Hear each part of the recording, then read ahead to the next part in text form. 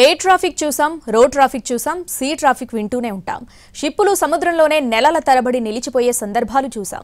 Traffic జామ్లతో నిత్యం పడుతున్న కష్టాలు కూడా తెలుసు. ఇక వీటన్నింటికి డిఫరెంట్ గా ఇప్పుడు హిల్ ట్రాఫిక్ కొత్తగా వచ్చింది. అక్కడ కూడా నెలల తరబడి ఎదురు చూసే పరిస్థితి ఉందంట. అదేంటో ఓసారి లుక్ ఇద్దాం. రోడ్లపై ట్రాఫిక్ జామ్ చుక్కలు చూపిస్తుంది. ఎయిర్ ట్రాఫిక్ తో గాల్లోనే నరకం చూస్తాం.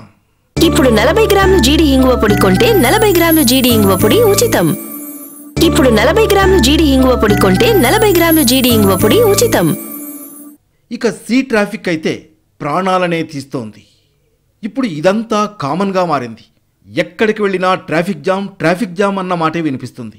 ఇలా గల్లీల్లో ట్రాఫిక్ జామ్ చూశాం, నగరాల్లో ట్రాఫిక్ జామ్లతో నరకాన్ని చూశాం. దేశం మొత్తమే కాదు, ప్రపంచంలో ఏదో ఒక చోట నిత్యం జామ్ జాటం కనిపిస్తూనే ఉంటుంది.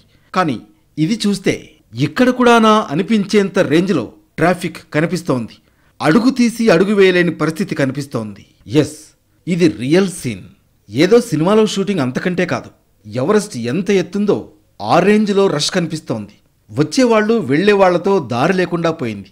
ఎవరెస్ట్ పై ఇంత స్థాయిలో జనం అంటే ఎవరూ ఊహించని సీన్ ఇది. మౌంట్ ఎవరెస్ట్ స్కేలింగ్ చాలా మంది కల. 8850 మీటర్ల ఎత్తున్న పర్వతాన్ని అధిరోహించాలంటే ఎన్నో సాహసాలు చేయాలి. ప్రాణాలు అరచేతిలో పెట్టుకుని మరీ వెళ్తుంటారు ఔత్సాహికులు. డెత్ జోన్లోకి వెళ్లేందుకు పర్వతారోహకులు క్యూ కడుతున్నారు. వేల సంఖ్యలో మౌంటైనర్స్ ఎవరెస్ట్ పైకి వెళుతుండడంతో భారీ క్యూ ఏర్పడింది. ఒక రకంగా అక్కడ ట్రాఫిక్ జామ్ అవుతోంది.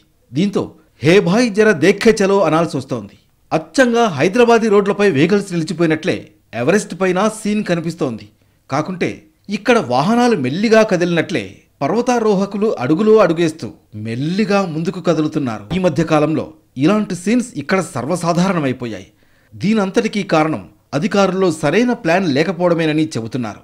ఏదీ జరగనప్పుడు ఓకే, అదే ఏదైనా భారీ ప్రమాదం జరిగితే పరిస్థితి ఏంటన్నది $1 మిలియన్ ప్రశ్న.